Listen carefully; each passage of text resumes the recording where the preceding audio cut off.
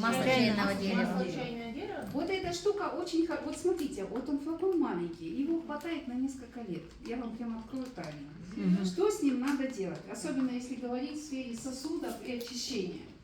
Вот то, что девочки часто задают вопрос по молочницам, мальчики по ногтям, вот это вот, что надо с этой штукой делать?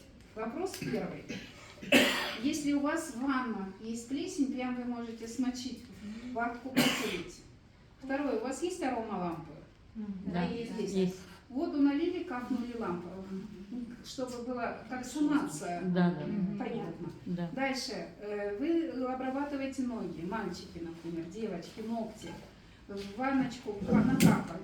Если есть перхоть на голове. Я да? видела, что прямо на ногтях грибочек прямо делает. Прям Да. прям капнуть. Не только капать, а прямо. Прям вот эту Да. штуку смочите, прям капнуть И туда, смочить, да. и завязать, Потом, и ночь хозяюшки оставить. дорогие, вы же Утром знаете, что чёрт если катит. есть мужчины, я прям не к вам, я вообще просто мужские носки немножко не всегда пахнут, вот и мне таксист пес как раз говорит. Ну, есть определенные элементы запаха, да?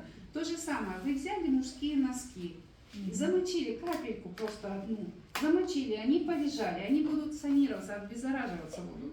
Вы можете стирать, тоже туда капнуть.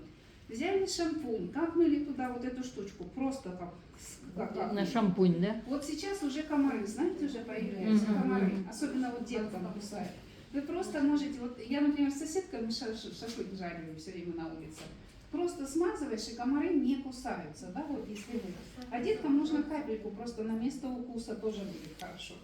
Я этой штуке благодарна, потому что я химия, гормоны, это был не грибы, это был ужас какой-то. Значит, я люблю ее внутрь, смеси с кокосовым маслом. Кокосовое масло обычно, пищевое, не рафинированное, Да. пол чайной ложки, одна капля вот этой штуки, одна капелька, и за 30 минут до еды хотя бы один раз в день. Смешали это, вот масло в масле, я пробовала разные, пустые капсулы, вместе с корой, у меня болит желудок так, что мне на стенку хочется лезть.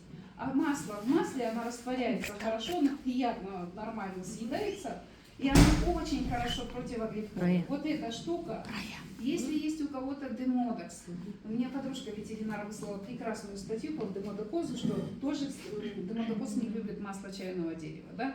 Единственное, что если на слизистые куда-то наносить, это дико концентрированная штука здесь, его надо разбавлять. Например, вы хотите прополоскать рот, или вы хотите сделать спинцевание. Одна капелька там на полстакана воды, или там 5 капель на стакан. Во рту стоматит тоже можно полоскать, да? Нос Нельзя. Разводить, чтобы не сжечь. Да, вот если на ногти, стопы можно просто капать, там нет болевых этих особо рецепторов, то все остальное надо разводить, потому что я говорю, вот этот флакон на год хватит.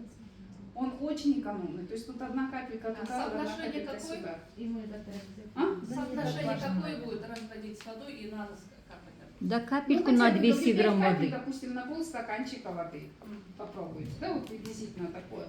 Я почему заговорила, у меня подруга говорит, а вот у нас нет масла чайного дерева. Я говорю, как вот тут здесь есть масло чайного? То есть мы с разных стран мира друг другу везем. У вас это есть, с ним ничего не случится, берите, чтобы оно у вас было. Потому что им можно делать много-много интересных вещей. Понятно? И включая здоровье сосуда, чтобы уходило от грибы. Натощак как раз за 30-40 минут один раз в день натощак, до еды. До еды, чтобы оно уходило, и оно уже будет хорошим противогрибковым эффектом. Я так выходила из этого всего. Ужас и кошмар. Понятно? Какие